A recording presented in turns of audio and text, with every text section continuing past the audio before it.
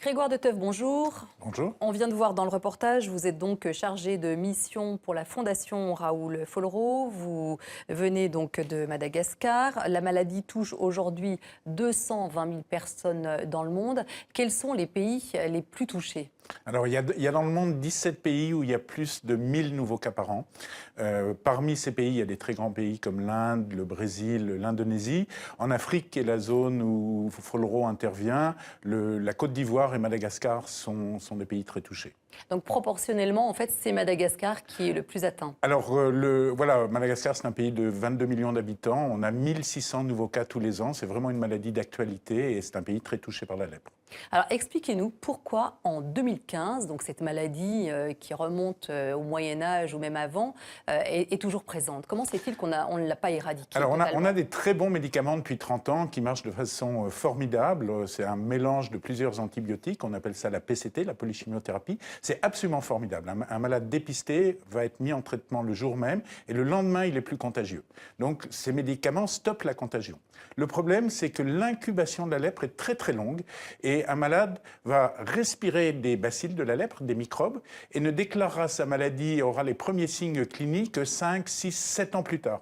Et malheureusement, entre-temps, il aura contaminé son entourage, les gens de sa famille, ses voisins, et ces cas-là n'apparaîtront que dans 6, 7, 8, 9, voire 10 ans. Donc on dépiste des cas aujourd'hui qui ont été contaminés il y a très longtemps, et malheureusement, les cas qui vont apparaître dans 5, 6 ans, ils ont déjà été contaminés. Alors pourquoi il n'y a pas de vaccin ?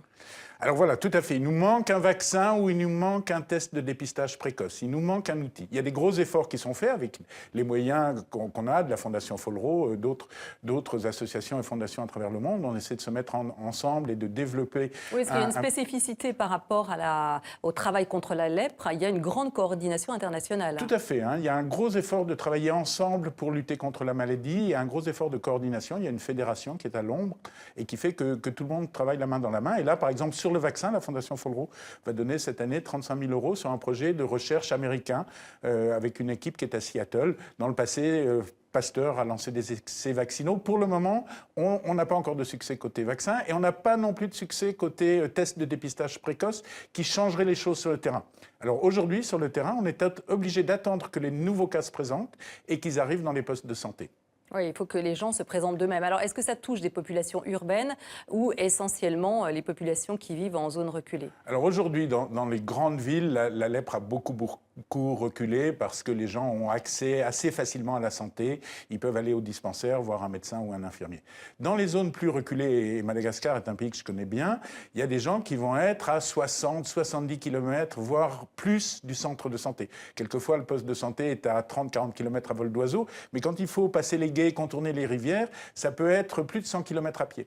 Donc on va mettre 1 jour, 2 jours pour aller au poste de santé. On ne va pas aller au poste de santé pour des choses qui paraissent bénignes. Et malheureusement... Ça commence comment, la lèpre? Voilà, Quels sont les premiers signes? La lèpre commence de façon très anecdotique. C'est des petites taches sur la peau, des petites taches colorées qui vont être complètement insensibles. Elles ne grattent pas, elles ne font pas mal, elles ne brûlent pas. Donc le patient ne s'inquiète pas du tout. Alors, on voit donc la pub, enfin, si on peut dire, en tous les cas, cette campagne que vous avez fait ces derniers jours pour lutter contre cette maladie et alerter donc les populations. On voit que c'est une Européenne qui aurait contracté la lèpre. Qu'est-ce que vous avez voulu montrer par cette affiche? D'abord, je voudrais dédramatiser. Il n'y a aucun risque que la lèpre réapparaisse en France. Elle a disparu et elle a disparu définitivement. Ce qu'on veut dire, c'est attention, la lèpre, elle existe juste à nos frontières.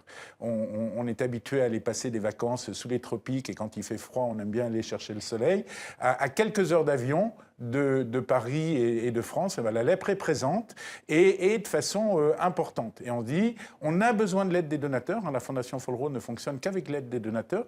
Si on n'a pas l'aide du public français pour donner un coup de main à l'autre bout du monde, eh ben, il n'y aura pas de lutte contre la lèpre.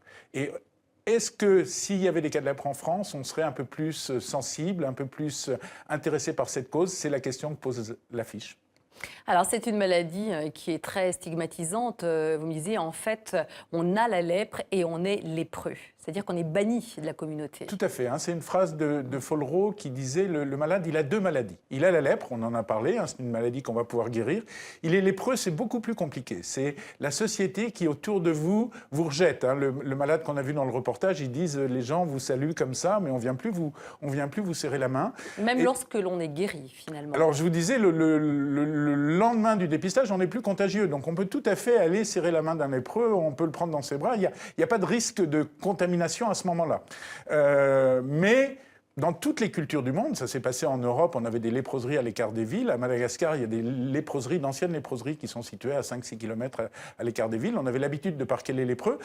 Et aujourd'hui encore, ce stigma existe de façon très importante. Il y a des zones de l'île où les malades, une fois morts, ne seront pas enterrés au cimetière avec tout le monde. On les met à l'extérieur du cimetière, un peu avec les chiens, de peur que leurs os contaminés viennent dans la vie éternelle contaminer les biens portants. Donc ce rejet va vous poursuivre pendant votre vie et même après. C'est absolument terrible. Donc c'est important de pouvoir dépister les gens tôt et de les guérir avant qu'ils aient des mutilations trop sévères qui marquent le statut de lépreux aux yeux de la population. Aeternam, tout à fait.